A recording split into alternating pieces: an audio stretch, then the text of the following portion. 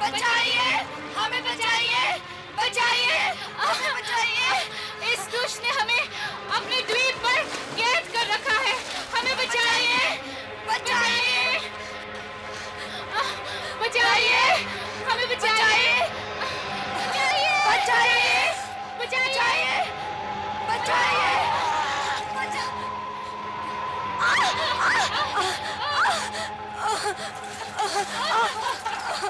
छोड़ दो इन्हें।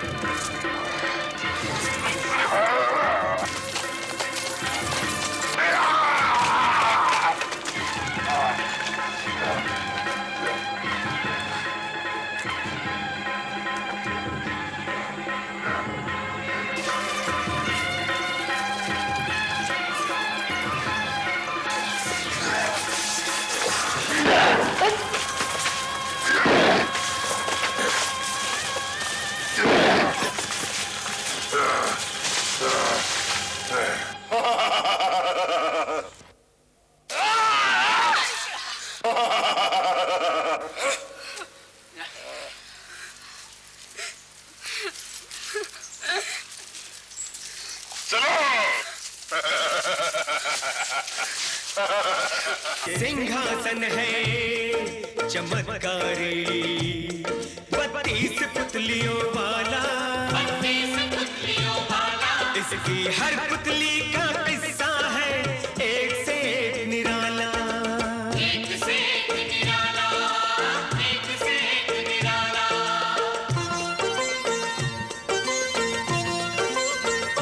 बड़ी दिलचस्प है बच्चों पुरानी ये कथा माला, बड़ी दिलचस्प है बच्चों पुरानी ये कथा माला।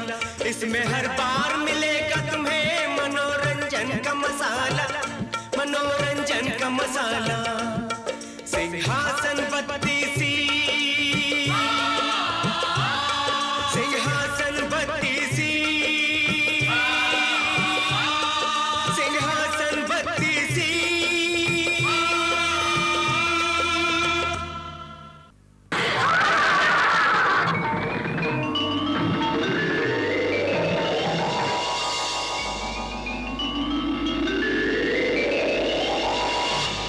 ठहरिए राजा भोज, जरा रुकिए। कहाँ जा रहे हैं? न्यायी में परम न्यायी, वीरों में परम वीर, महाराज विक्रमादित्य के सिंहासन पर बैठने? नहीं राजा भोज, तुम इस सिंहासन पर बैठने के योग्य नहीं हो।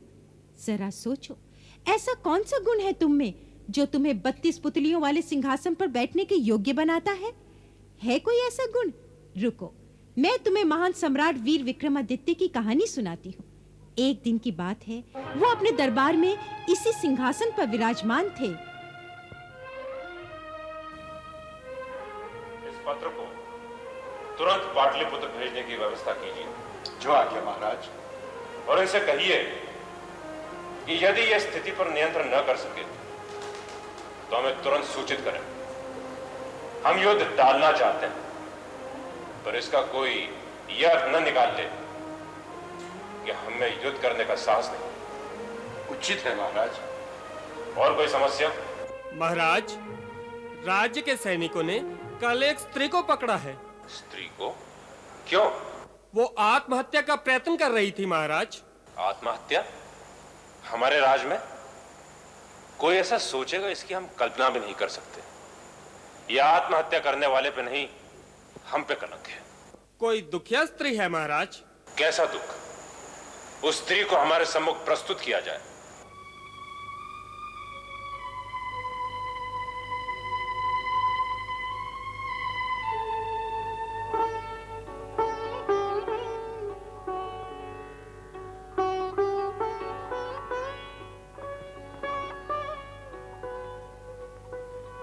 क्या बात है देवी? सुना है तुम आत्महत्या करने का प्रयास कर रही थी। इतना नहीं जानती आत्महत्या पाप है, अपराध है? हमें पूरी बात बताओ, तुमने इन्हें कहां देखा? महाराज, रात्रि में जब हम दोनों छिपरा नदी के पास बस्ती में पहरा दे रहे थे, तब हमने इसे पानी में छलांग लगाते देखा। हम दोनों ने तुरंत नदी में कूद इसे बाहर निकाला। तब महाराज ये जोर जोर से चिल्लाने लगी कि मैं मरना चाहती हूँ, मुझे छोड़ दो, और वापस नदी की ओर भागने का प्रयास करने लगी। विवश होकर हमें इसे बंदी बनाना पड़ा महाराज। तुम्हें क्या दुख है देवी? महाराज, हमने इसके कोई उत्तर न देने पर इसके आस पड़ोस के लोगों से पूछा। पता लगा कि ये स्त्री अकेली रहती है और विक्षिप्त सा जीवन जी रही है। हमें अपनी पूरी बात बताओ देवी, तुम्हारी समस्या क्या है? तुम कौन हो? तुम्हारा दुख क्या है? ऐसी कौन सी पीड़ा है जिसके कारण तुम अपने प्राण देकर हमारे राज्य के गौरव को कलंकित करने जा रही थी?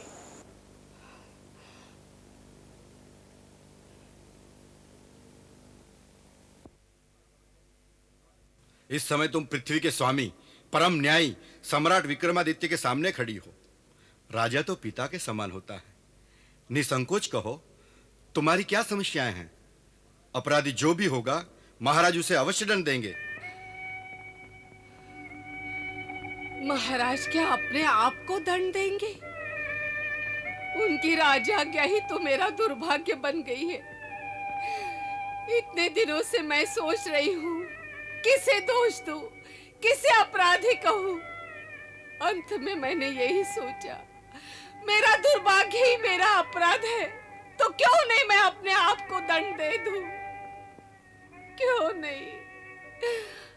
जब तक तुम विस्तार से नहीं कहोगी, हम इस गुत्थी को नहीं सुलझा सकेंगे देवी। मैं भैरव दत्त की पत्नी हूँ। भैरव दत्त? हमारा विश्वसनीय गुप्तचर है महाराज। आपका विश्वसनीय गुप्तचर, आपकी आज्ञा से प्राणों पर खेल जाने वाला बावला सेवक आपकी आज्ञा का विवाह के माह पर भी नहीं हुए, राजाज्ञा पाकर उज्जैनी से दूर कहीं चला गया। पूरा 1 वर्ष बीत जाने पर भी नहीं लौटा। ना उसने मेरी सूत ली, ना कोई संदेश ही भेजा। यदि इस संसार में वो कहीं जीवित होता।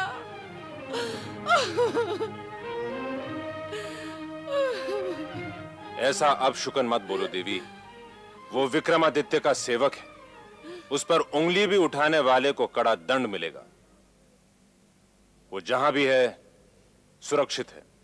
कोई वर्ष भर पूर्व आपने प्रजा की स्थिति जानने तथा किसी अनहोनी घटना या षड्यंत्र की सूचना बटोरने सभी दिशाओं में अपने गुप्तचर भेजने की आज्ञा दी थी। भैरव दत्त को आपने दक्षिण की ओर समुद्र की सीमा तक भेजा था। शेष सारे आ गए, पर वो नहीं लौटा तो उसकी खोज करने का प्रयत्न किया गया या नहीं? सैनिकों को भैरव दत्त की खोज में भेजा था, पर वे निराश लौटे।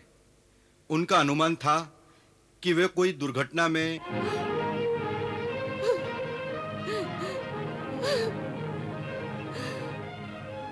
अब आप ही बताइए महाराज, मैं किसके सहारे जीऊं? किस लिए जीऊं? क्यों जीऊं? क्यों जीऊं मैं? चिंता ना करो, हम तुम्हारे अकेलेपन की पीड़ा को समझते हैं, और इसमें हमारा क्या दोष हुआ यह भी हमें स्वीकार है। राजा होने के नाते हमारे अनुचरों की चिंता रखना और उन्हें संकट से बचाना हमारा कर्तव्य है। आज राखी का पर्व है, हम समझते हैं हमारी बहन हमारे घर आई। मेरी बहन हो, आज से इस राजमहल को अपना घर समझो। रहा भैरव दत्त के वापसी का प्रश्न, वो हमारी जिम्मेदारी है। उस वीर को पृथ्वी के किसी भी कोने से हम वापस लाएंगे। बहन को महल में ले जाओ।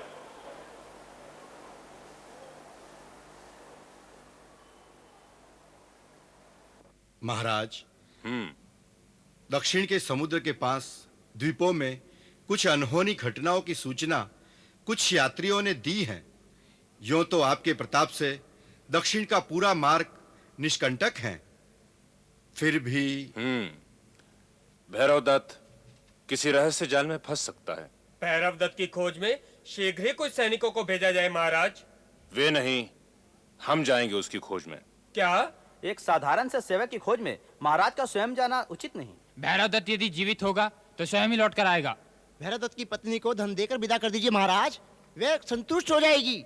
स्त्री का धन है उसका पति, हम उसे भैरव दत्त के साथ विदा करेंगे। आप भूल रहे हैं कि उसकी पत्नी हमारी बहन भी है। हमारा कर्तव्य दोहरा है, भाई के नाते भी राजा के नाते भी। विश्वास रखिए, देवताओं का आशीष मुझे प्राप्त है और मनुष्य की सीमा में जो भी संभव है मैं करूंगा। मंत्री जी, हमारी यात्रा की व्यवस्था कीजिए। जो आज्ञा महाराज।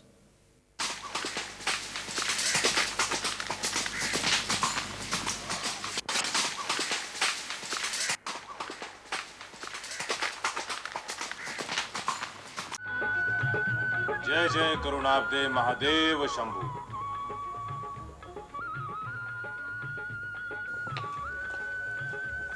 पंडित जी, यहाँ यात्रियों को ठहरने के लिए कोई स्थान है? ठहरने के लिए कोई विशेष स्थान तो नहीं है। सागर दर्शन के लिए जो यात्री आते हैं वे यहीं मंदिर में ही ठहर जाते हैं। वर्ष भर पहले उज्जैनी से कोई युवक यहाँ के ठहरा था, भैरव दत्त था उसका नाम। नाम तो स्मरण नहीं, पर एक युवक यहाँ अवश्य आकर ठहरा था, उज्जैनी का ही था। उसी के खोज में मैं आया। उसकी किसी के साथ लड़ाई हो गई, यहाँ से पास ही गांव में बुरी तरह घायल हो गया था। अब सुना स्वस्थ हो रहा है। कितना दूर है ये गांव? सागर किनारे किनारे चले जाओ तो कोई 6 कोस।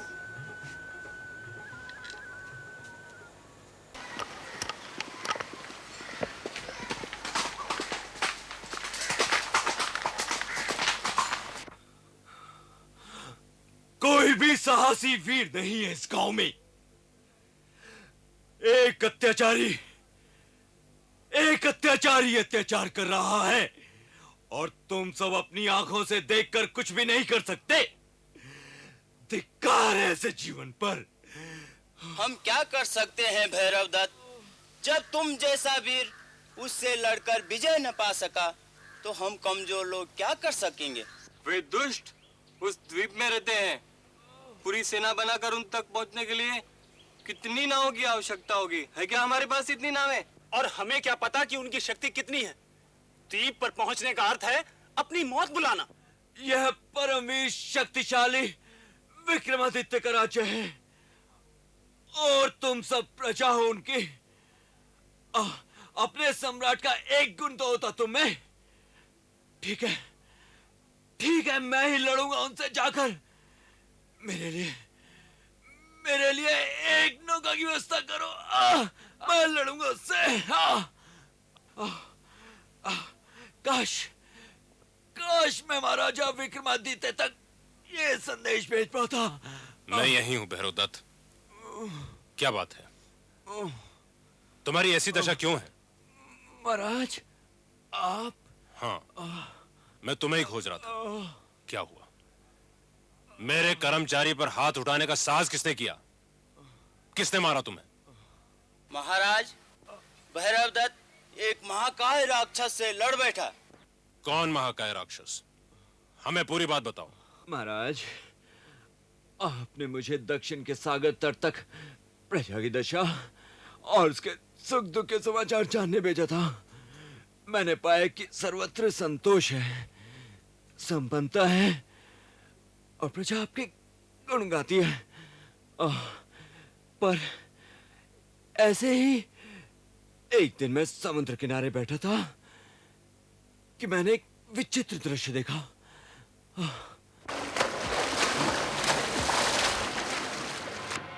हमें बचाइए, हमें बचाइए, बचाइए, हमें बचाइए, बचाइए, हमें बचाइए। इस दुष्ट ने हमें अपने द्वीप पर कैद कर रखा है। हमें बचाइए, बचाइए, बचाइए, हमें बचाइए, बचाइए, बचाइए, बचाइए,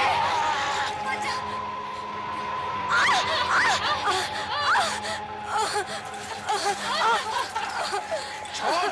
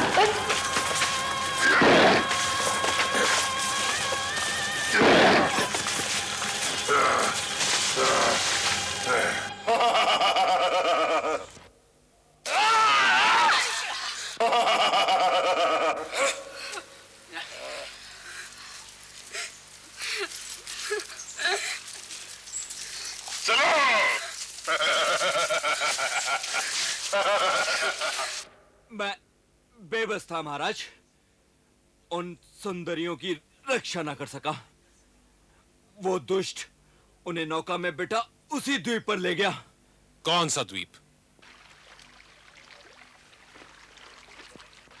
द्वीप कितनी दूर होगा? कुछ कह नहीं सकते महाराज। अधिक दूर नहीं हो सकता। यदि वे दो कोमल कन्याएं नौका चलाती हुई यहां तक आ सकती हैं, तो हम तैरते हुए वहां जा ही सकते हैं। महाराज, मेरी प्रतीक्षा करना भैरवदत्त।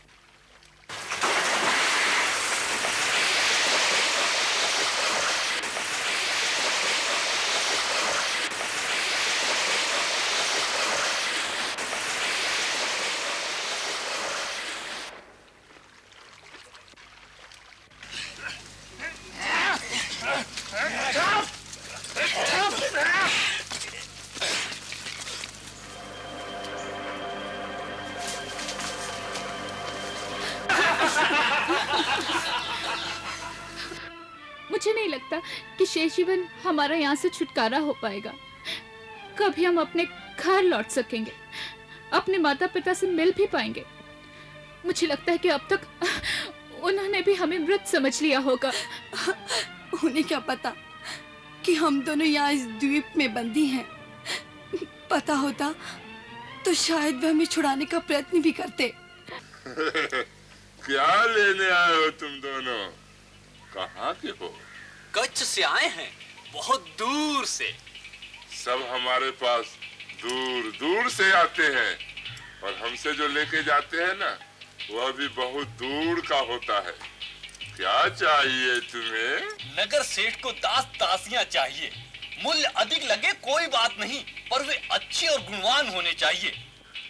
अरे बलादित, तो ऐसे दास दासी देगा कि तुम्हारे नगर सेठ भी कहेंगे क्या बात।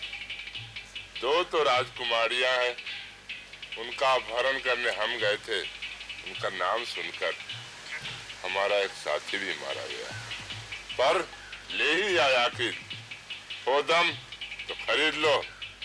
गांठ में माल होना चाहिए। लाए हो ना? अरे पहले कुछ बतलाओगे भी या यूं ही बड़बड़ करते रहोगे? जाओ, दोनों को लेकर के आओ, और नहीं आए तो घसीटते लाना। जाओ जल्दी।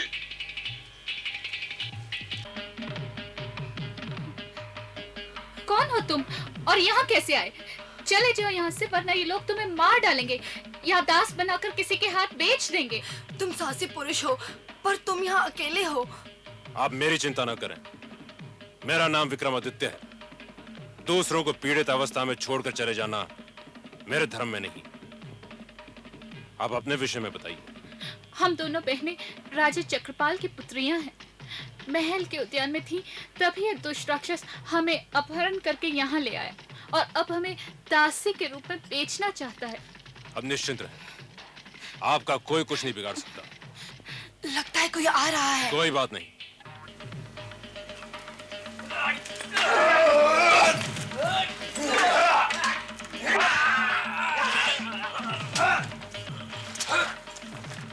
चलो। वे दोनों राजकुमारियां हमारे सामने आने के लिए श्रृंगार कर रही हैं, लगता है। लजा रही होंगी हम दोनों परदेशियों के सामने आने से। जाओ, देखो इतनी देर क्यों लगा रहा है मूर्ख। जाओ उन दोनों को लेकर के आओ।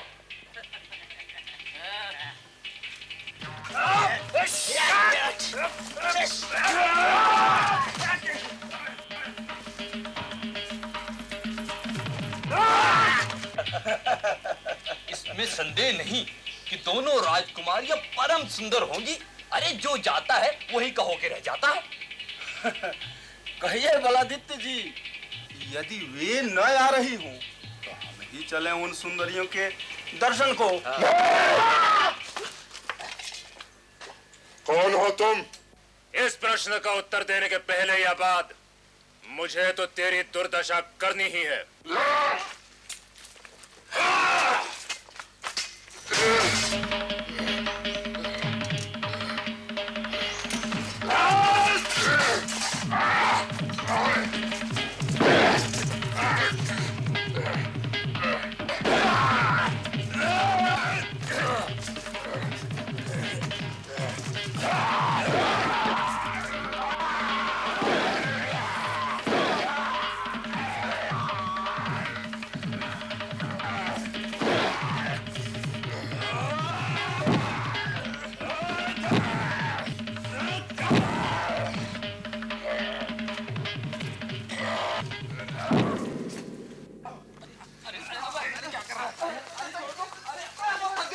भाग तो गए क्या? अरे जहाँ से अरे अरे भाग तो गए क्या? अरे जहाँ से चलो। राजा चक्रपाल जी, ये रही आपकी दोनों बेटियां। पिताजी। बेटी, मैं आपका जीवन भर आभारी रहूंगा सम्राट। आप सचमुच साहसी और समर्थ हैं। भगवान महाकाल की कृपा।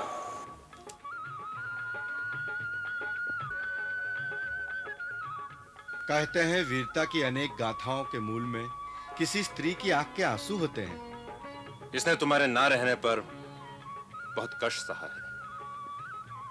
मेरी बहन को सुख से रखना। और हां, तुम्हारी वीरता और साहस के लिए यह पुरस्कार।